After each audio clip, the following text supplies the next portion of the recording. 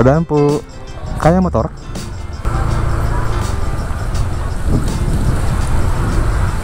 Ayan siya. Tumatagos yung tubig sa galing sa dagat papunta dito. Ayan o, yung paggawa nila ng sheet piles. Binabaon nila yan. Binabaon nila para matibay siya. Ganito yung ano dito sitwasyon dito sa ginawa ni Mayor Isko Moreno. Ang daming mga bahay dito na magaganda. Meron dyan ang ginawa dati na ano parang tourist attraction. Yan, ipakita ko sa inyo yung dating kuha ko nung 2021. Yan, meron siyang ginawang mini lagoon dyan, tapos nilagyan ng mga daanan ng mga tao. Tapos doon naman sa may bandang Baseco Beach ay ganoon pa rin, malinis pa rin siya. Konti lang yung mga tao ginagaano yung nandyan sa gilid at wala nang naliligo kasi bawal yata.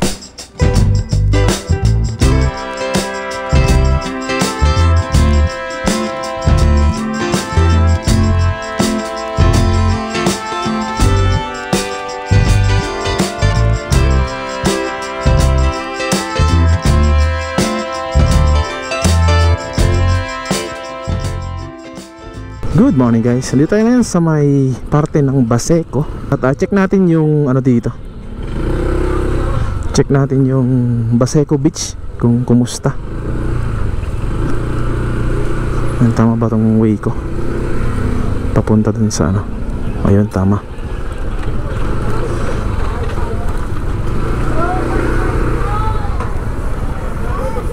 Yan, ito yung parte ng seaside dito sa may Baseco. Puntahan natin yung parte ng beach nila kung kumusta na, kasi nung last update natin dito 2021 pa 2024 na ngayon. So ganito yung ano dito, sitwasyon na. Yan, sana ganun pa rin kalinaw yung Baseco Beach nung pumunta tayo doon. Sobrang linaw dati, panahon pa yun ng pandemic 2021. Uy, parang ano to hindi tayo makatagos. High tide siya kaya pumasok yung ano dito, tubig. Kaya ba ng motor?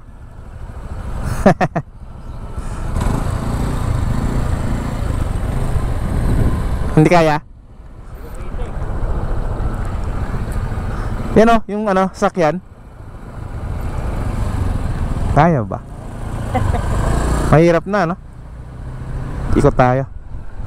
Malalim. Hindi pwedeng ano to, pasukin natin. Masira yung motor natin.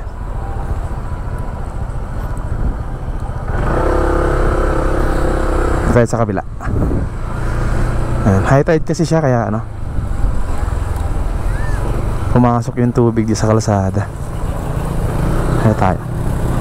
Ito yung Baseco compound, yung ginawa ni Mayor Isko Moreno. Ayan siya. Baka may daanan doon papunta doon sa beach. Okay rin pala dito. Ayan, okay yung mga ano dito.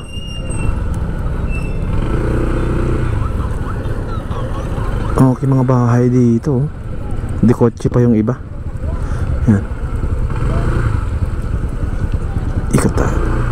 Yan, ganito yung ano dito, sitwasyon dito sa ginawa ni Mayor Isko Moreno. Yan, ang daming mga bahay dito na magaganda. Parang subdivision siya. Hindi ko lang alam kung magkano yung monthly nila dito, kung aabot to ng 500. Malamang mga ganun yung range niya.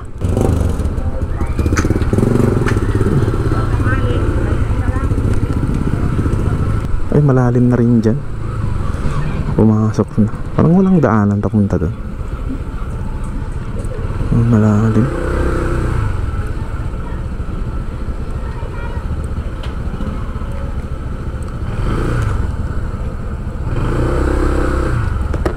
Kaya motor ano? Kaya? Dito. Ah, baha. Pwedeng pumunta sa beach? Sa may beach? Hindi ko lang alam, basta dyan lang oh. Kung dito, okay lang. Sige, thank you po ha. Thank you. Oops.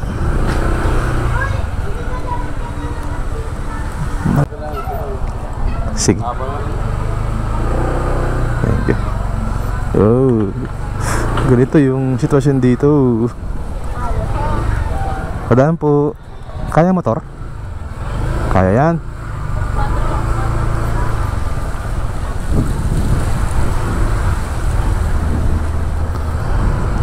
High tide.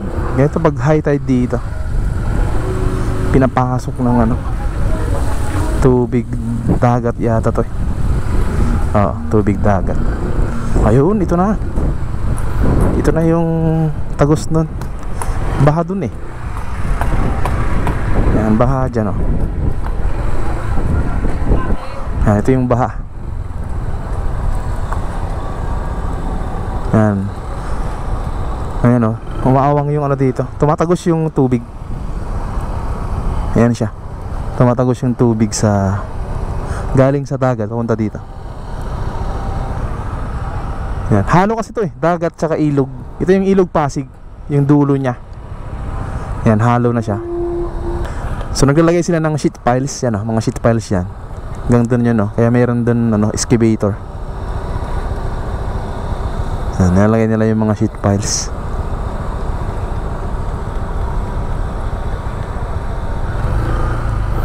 Puntahan natin para makita natin kung paano ginagawa. Malalim kaya dyan?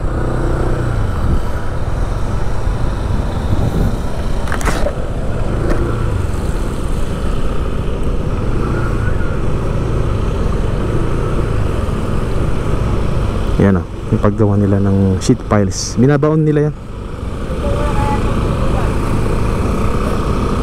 Binabaon nila para matibay siya. Tapos lalagyan na yan ng semento. Ganyan yung gawin nilang style dito kasi pinapasok siya ng tubig. Hanggang dito yan. Kaya umapaw na dito sa gilid ng Baseco. Yan na yung mga ano, pier. Yan.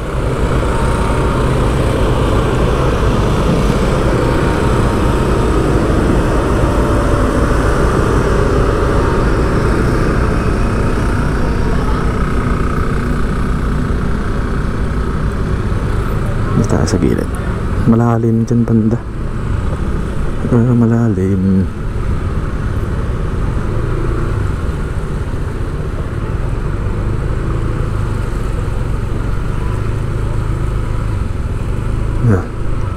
Puntahan naman natin yung ano, Baseco Beach kung kumusta.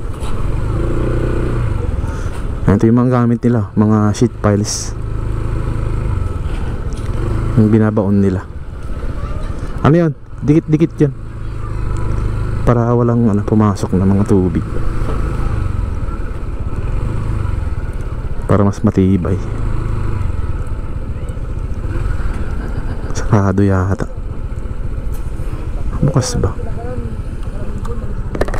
Kuya, bukas tong ano, yung beach, yung Baseco Beach.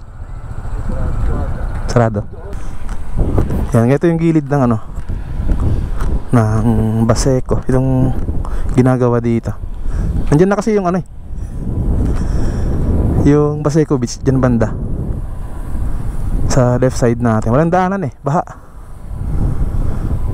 Yan. Tsaka medyo mahangin. Ganito siya, high tide. So yan, bali nagpalipad tayo ng drone at nakita natin dyan sa may area ng Baseco Beach.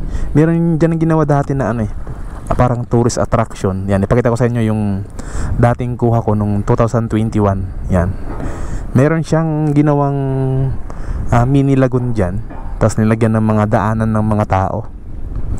Yan, para mamasyal at pwede rin mag picture taking dyan. Pero ngayon, nakita natin sa drone na wala na to. Wala na rin yung mga bamboo boardwalk na dadaanan ng mga tao. So yun. Tapos doon naman sa may bandang Baseco Beach ay ganun pa rin, malinis pa rin siya. Konti lang yung mga tao, ginagaano yung nandyan sa gilid, at wala nang naliligo kasi bawal yata. Yan. So ganyan yung sitwasyon dito ngayon sa may Baseco compound tsaka Baseco Beach. Yan, daming isda oh. Yan. So high tide ngayon, kaya maraming mga water lily dito tsaka mga basura. So yun, napalibad tayo ng drone para makita nyo itong buong kabuuan ng Baseco. Let's go!